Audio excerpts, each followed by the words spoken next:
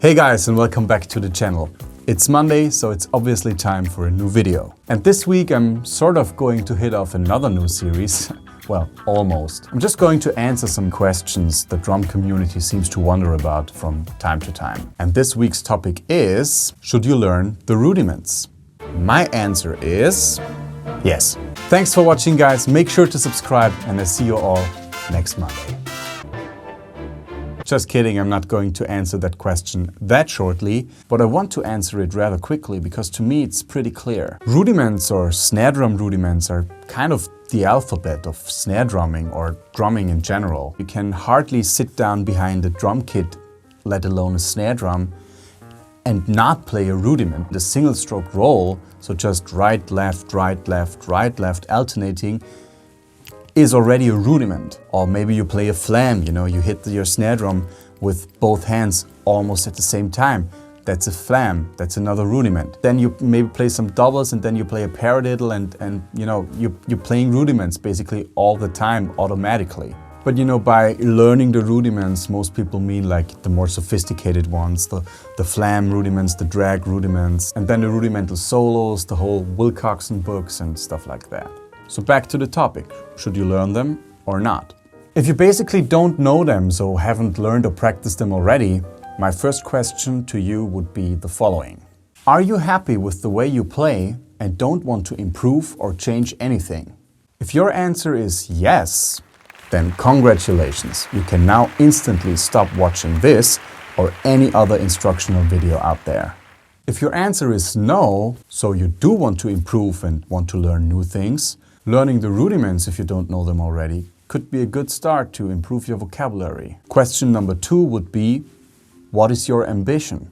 If it is leaning towards becoming a more intermediate player or maybe even a professional, if you're, for example, a kid watching this and you want to know if you should learn the rudiments or not, when your ambition might be to become professional at some point, then yes, absolutely learn the rudiments. There's not really a way around it. And why should there be? I mean, rudiments are an essential, part of our language, of our vocabulary, of our technique. And it's as frustrating to learn them as anything else, when you're first starting out, everything else is hard too, Basic independence, coordination, everything is hard in the beginning. So I don't really understand why so many people draw the line, where the rudiments are. They say, okay, I've learned this and this and this and this, and now I have to learn rudiments? No way.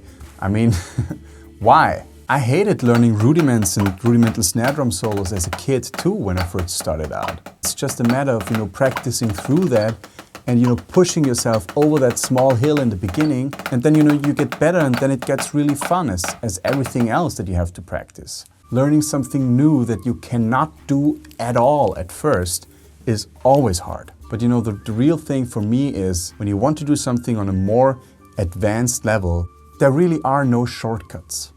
That is kind of my holistic approach that I have towards learning an instrument and towards many different other things as well. When you're aspiring an intermediate or maybe even pro status at your instrument, you should learn as much about it as possible. So why leave something out that many people consider the actual basis of the instrument? Rudiment is just another word for something, very rudimentary, very essential, very basic.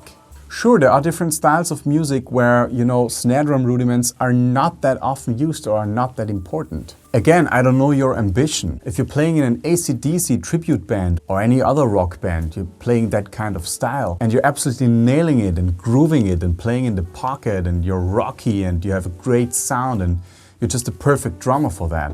And you don't know the whole catalog of standard snare drum rudiments, forget about it. If your ambition is to only play in that rock band and not doing anything else, then you don't have to learn the snare drum rudiments. You also don't have to learn how to play jazz or Latin music or how to play soft or how to get a different kind of sound out of your drum set. You don't have to learn or practice a lot of things. But if you want to be a well all-around drummer and you want to play styles more like jazz, fusion, funk or pop even, or you want to play great drum solos with ease or anything like that, then again, there are no shortcuts to, learning and practicing what we all learned and practiced for years. And again, once you push past that first initial, place of unmotivation and, finding it very hard and everything. It just goes downwards and it, goes and rolls with ease. You will suddenly have so many ideas and stuff to play on the drum set, in fills, in drum solos, in grooves even. You get from A to B faster. You can play melodies and execute ideas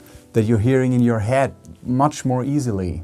Of course, us more, intermediate or professional drummers, when we play a fill or drum solo, we're not thinking about the rudiments anymore. I'm not thinking, okay, I'm gonna play a paradiddle and then a 6-stroke roll and then a double paradiddle and then a paradiddle-diddle. But we all have learned and practiced that. And it serves us as the glue kind of when we automatically execute and combine the rhythms and melodies and ideas we hear in our heads. You practice the rudiments for years and then you sit down and you just play. And you have all this vocabulary, and again, it's nothing more than vocabulary, to play the things you hear inside your head, to give the voices inside your head some words.